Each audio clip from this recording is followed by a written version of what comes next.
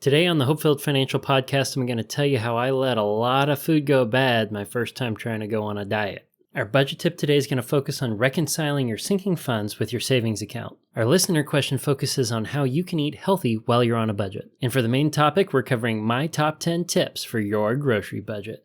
I tell you what, the top 3 will be game changers.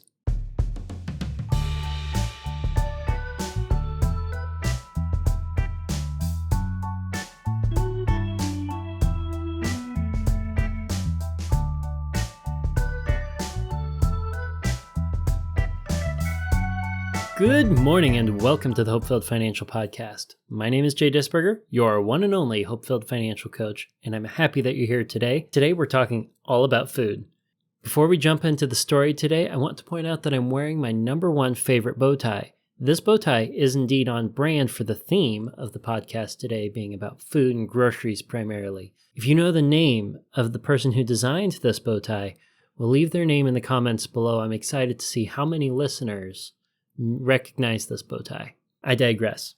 On my first internship away from home, I lived in Omaha, Nebraska. I had this little dorm room with a tiny kitchenette. The first time I ended up taking myself grocery shopping, all on my own, I recall walking into the store and being somewhat petrified with all the decisions that I had to make. It was a little overwhelming. And then something occurred to me. I could buy just about anything I wanted. The realization hit me extra hard once I hit the cereal aisle because I could see the Lucky Charms in the Reese's cereal and the Cocoa Puffs and be like, oh, those are the cereals that I would always say, hey, can we get that? And my mom would be, oh, only if we had a coupon and it's on sale and it's a special occasion, then we could get that. But now I didn't need that restriction. I could buy anything I wanted. I remember looking up and down the cereal aisle wide-eyed, like nothing's going to stop me. I get to make this decision. This is great. It was like literally a kid in a candy store, even though I looked like, well, I probably still looked like a kid. But the thought of being able to buy anything that I wanted was exciting to me. And somehow, my not yet fully developed brain was able to take the realization and the excitement, put it aside, and find the cheapest box of cereal that I possibly could for breakfast the next morning. And that's how my relationship with grocery stores started as a young adult. Later, I was living in Salt Lake City. Now, I wanted to be getting in better shape. I had a friend of mine who was really pushing me to get on this paleo diet of sorts. She had this challenge that she sent me online, and it had a meal plan tied to it. It had a bunch of recipes that you make that first week, and along with each one of those recipes, the ingredients were divvied up into shopping lists for shopping trip number 1, shopping trip number 2, shopping trip number 3. It was broken down for a full, I think it was 60-day sort of challenge. And I remember thinking to myself, well, how hard could that be? They've already done all the hard work for me. They've made the recipes easy and accessible, and they've broken down everything I need for those recipes into shopping lists that are already packaged up and spread out throughout the upcoming weeks. How could I possibly mess this up? I took that shopping list to the grocery store and spent over $200 on myself for that first week on the diet challenge. It was way more than I had ever spent in one grocery trip for 1 week's worth of groceries. And a big problem with this particular diet challenge is most of the ingredients were fresh produce. Fresh produce with a very short shelf life, even in the fridge. So I ended up making the first recipe and it made so much food. I had a bunch of leftovers. And then I made the second recipe a couple days later, and I had a bunch of leftovers. I still had 4 more recipes to get through for the week and had more than enough meals to get me through that week. I had definitely overpurchased groceries. I tried my best to get to everything. Eggplant was the last thing that I remember wanting to get to and being kind of excited for. I can't remember the exact recipe, but there was a cool eggplant recipe. I remember reaching into the fridge and picking up the eggplant, and it felt like this big, heavy, soggy, nasty, overripe, rotten water balloon. It was disgusting. There was no way I was going to be able to eat that. I had probably half of the fresh produce that I bought for that diet challenge go bad. And it woke me up to how if I'm going to eat healthier, I need to have a better plan on how to go about it. And I need to understand what my meal plan is actually going to look like. I couldn't depend on someone else to make the meal plan for me. I needed to engage rationally with my diet in a way that wasn't going to result in so much waste. I was a little bit more prudent as I went through the rest of that challenge and only bought food for the recipes I was planning to make that week, given the serving portions and how many servings it made, as opposed to just making the recipes that the plan had listed. I didn't end up needing to make near all the recipes to get to the end of the challenge. And the challenge worked. I ended up feeling healthier and losing some weight, but the problem with it was it cut out carbs entirely. And I found that for whatever my dietary needs were, I would end up very short on energy by the afternoon. If I was at work on this diet and I finished lunch and I got back to my desk, well, I'd be pretty drained, a little bit more nodding on and off than I would otherwise had I had at least a piece of toast alongside my lunch. And that leaves me with my final sentiment. Everybody's dietary needs are going to be different. And everybody's going to need to interface with food in a slightly different way that's very personal to them. Almost no two people are going to be pursuing the same dietary plan. And a good healthy diet for you is going to be one that's not going to be limited to a certain season of life to kind of jump you back on track, but one that can change your lifestyle, change your relationship with food in little ways for the long run for the better. And only you can figure out what those changes are going to be. Now, it's time to move on to today's budget tip.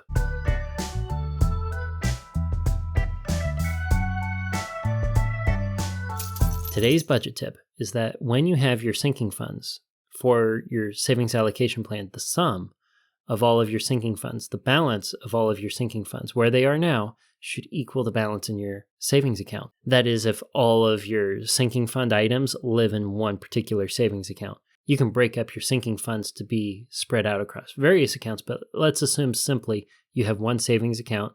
You break up the balance into all of your different categories that you're saving for. Well, the sum needs to equal the balance. That indicates to you that you can reconcile your plan for your money with what's actually in your account, and it also ensures that you've given every saved dollar a mission and a purpose. Just like budgeting your paycheck, just like budgeting your monthly spending, saving, and giving, it's important that you give every dollar a mission. Giving every single dollar a mission in your savings is going to help prevent you from spending money out of your savings that you otherwise needed for a necessity. Following this budget tip has definitely helped me become more frugal myself. Now we're going to answer a question submitted by you. Today's question comes from Abby. Abby asks, I like to eat super healthy. I also have several food sensitivities. This often results in me having to shop at a pricier health food store for items that are hard to find in other places. Any tips for eating clean on a budget? Abby, I'm really glad that this is the question that you're asking because I had to cut one of my top 10 tips for grocery shopping. And that particular tip that I cut was to buy foods that are less processed. The more processed the food is that you buy, the harder it's going to be to find something that is compatible with your food sensitivities or is considered healthy. Also, when you buy something that's more processed, more time and labor went into preparing that food for you, and that's going to be reflected in the sticker price in general. For example, if you were to go buy a watermelon, well, the watermelon that's whole is going to probably cost less per ounce than a watermelon that's already cut up. They're going to be able to charge you a premium because they took the time to cut up that food. And this is going to be reflected the further that the food is prepared and processed in advance for you. So if you need to avoid food sensitivities and eat healthy and try to stick to a budget, the thing that I would focus on is buying the least processed foods as possible and then preparing them yourself. It's going to involve more time in preparation and cooking, but I believe, from my understanding and my experience, it's going to be healthier for your body and for your pocketbook. Thank you for your question, Abby. I hope that helps. Now it's time to move on to today's main topic.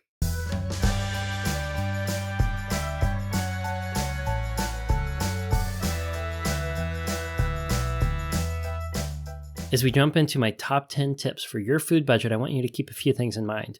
First, these tips are focused on your grocery budget, not necessarily your eating out budget or an overall food budget. This is because I believe that budgeting for food needs to be separated between eating out and groceries. I also recognize that your food budget that's allocated just to the grocery store is one of the most challenging, if not the number one most challenging category for Americans in their monthly budget. And this largely comes down to the fact that grocery stores are the absolute experts on getting you to buy things impulsively. So as we gear up to engage with the grocery store, we don't want to be that young adult version of me that was looking in the cereal aisle thinking that I could buy anything. We want to be someone who's coming in with a plan, someone who's coming into the grocery store with a frugal plan. Now, I've listed these tips in the order of what I've perceived to be least important to most important, but they're still all very important. Tip number 1, compare price per unit. It's not enough to just look at the price tag and the dollar sign that's on the price tag. For example, let's say we're going down the produce aisle and you see a bunch of apples. You've got apples on your shopping list. You want to buy apples. Well, they're the loose apples that you can bag yourself, but they're also the pre-bagged apples that are over there on the end. How do you know which one is going to be cheaper? Well, you want to bag about as many apples as there are in that pre-bagged thing over there, but you don't know which one's going to be cheaper necessarily.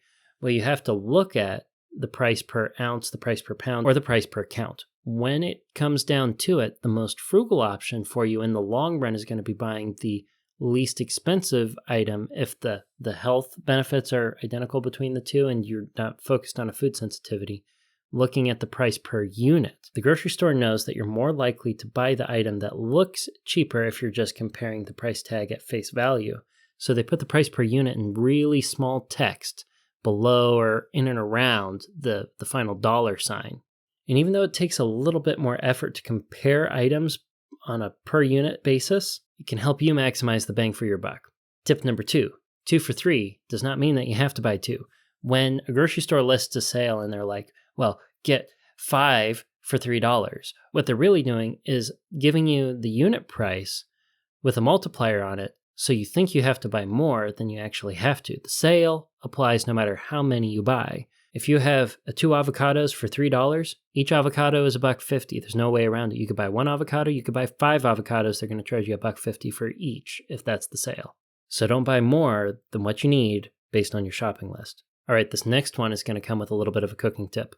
Tip number 3, buy the discounts and freeze them. More often than not, a grocery store is going to have the slightly older meat that needs to sell now, and they'll discount it in order to push the product out and through before it goes bad. Well, you can buy that protein at a steep discount, along with other refrigerated items that follow a similar trend. Utilizing these deals can be a little bit tricky because if you buy something that's already been on the shelf for a little while, you might feel like you need to use it right away. Well, you can prep that food and freeze it and extend the shelf life until you don't feel like you have to scramble and rearrange your plans for the next meals in order to accommodate a really good deal. And here's the cooking tip. Amanda and I really like to buy salmon. Now, salmon is expensive, especially if you buy the salmon fresh. So if the salmon is on sale because it's been for sale for too long, well, we'll buy it and we'll season it. We'll cut them up into 2 serving size portions and we'll bag them and freeze them. Later, when we want to make fish and not stink up the house, we'll pull out one of those bags of frozen fish and cook it in the sous vide. The sous vide, or a circulating cooker, is a device that heats up water to the doneness temperature in a pot, and it circulates the water through so you can just drop the bag in, and whatever you're trying to cook will hit the doneness temperature, but not go above it. Overcooking something like fish typically happens when the temperature gets too high, but if you drop it in and you set it to the doneness temperature for salmon, you could just leave it in there. Back when both of us were working and commuting before we had Oliver, we would drop the salmon in the sous vide in the morning, and when we'd come back at the end of the day, it would be perfect. It wouldn't be overcooked at all, and it would be done. And because it was in a sealed bag, the fish didn't stink up the house. It was amazing. And we've been able to manage this with beef, pork, and chicken as well, all while taking advantage of the best discounts that we can find. Tip number 4, the generic item typically comes from the same factory as the branded item. Now, the recipe might be just a little different. There are some generic items at the store that I cannot tell the difference between it and the branded item. And the branded item costs a lot more. Now, that's not always the case, but I want to encourage you to try the generic items at the grocery store if you haven't tried them before. If I told you saved 30 or 40% on something because it was the generic version and you couldn't tell the difference, well, why wouldn't you do that? Additionally, when a grocery store organizes their shelf, they're going to put the most expensive items or the items that they want to push, the items that they think you're most likely to buy at eye level. That's what you're looking at. The cheaper items or the generic items are probably going to be lower on the shelf near the floor where it's harder for you to see. So if you're looking for the cheapest item and that includes the cheapest item per unit, be looking lower on the shelf. Don't be looking eye level, don't be looking up, and don't be looking at the end caps. Be looking below. Tip number 5, don't be afraid of substitutions. When you're getting ready to make a recipe, you're really excited for the recipe, it could call for an eccentric ingredient or something that is a lot more expensive than what you would normally otherwise buy. But you still want to make this recipe, you're excited for it. Well, don't be afraid to search the web for substitutions for that particular expensive ingredient. Especially with the expensive ingredients, there are viable substitutions that people have thought about, that people have tried in recipes, and it could be worthwhile trying them in order to save some money. Tip number 6, meal plan every week. This was something that I personally was relatively resistant to. My wife was very good at planning out her meals every week. She'd start the weekend by pulling down a little whiteboard that she had on the fridge and write down everything she wanted for breakfast, lunch, and dinner for each day that week. And she would use that information to inform her on what she needed to buy from the store. For her, the greatest driving factor was, well, if it's written down and it's already decided in advance, well, I don't have to come back from work and go, well, what am I going to make for dinner? And be tossing it around until eventually you're too hungry to decide and be crippled by your indecision and eventually break down and buy something that you otherwise wouldn't have from a restaurant. Now that I've been meal planning with Amanda for a while, I recognize that planning your meal plan, writing down what you want to make for each meal, or at least what you want to eat for each meal, allows you to take a lot more control over how efficiently you use your food and how efficient your shopping trips can be. If you know what you need to make for the upcoming week, you're going to know what you need to buy from the store for the upcoming week. So you can be a little bit more intentional about what you buy, and you don't have to buy a whole bunch of extra things just in case you need them. You give every meal a mission. You give every meal a decision, and that helps you optimize your intentionality while also reducing your waste, while reducing the food that goes bad, helping you be more efficient, helping you be more frugal. Tip number 7, check the sales before you meal plan. Why do you do this? Well, if you go to the store after you've made your meal plan and you're like, I'm going to buy these things, but you see the sale and it's like, well, I can't pass that up. Well, all of a sudden, that might change some of the meals that you make, and that's going to change other items on your list. And it's going to be really hard to redo your meal plan while you're standing there in the store, and a lot more decisions are going to be made. You're going to have a lot more decision fatigue in engaging with just the effort of buying that sale. Well, you might pass it up in order to avoid going through that effort, or you might end up seeing your whole meal plan come crashing down because you're trying to be frugal and you're trying to go for the sale. So check the sales ahead of time before you meal plan, so you can meal plan around those deals and capture that savings without causing yourself undue stress. Now we're down to the final 3. Tip number 8, make a shopping list. This one might be something you'd expect earlier in the list, but it really makes a big difference to go into the store with a list. Most grocery store purchases, I believe on average, according to the food theorists, 51% to 65% of grocery store purchases are unplanned. No matter how you shake it there, that's the majority of them.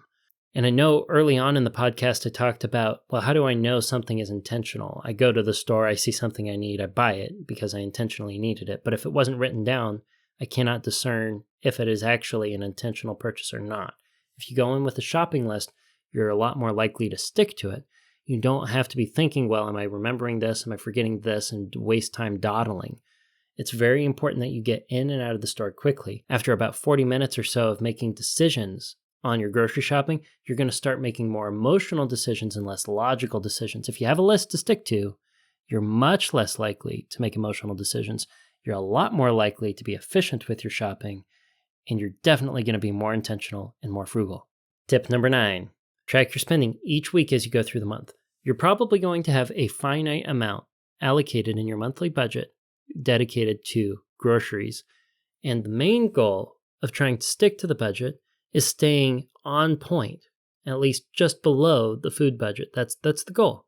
We want to try to not overspend on groceries. We've given ourselves a limit. Well, how do you know if you're staying under budget if you're not tracking it? I typically like to go to the grocery store once a week. There's typically 4 weeks in a month, so I can take my monthly budget for food, divide by 4, and say each trip is going to be limited to this amount.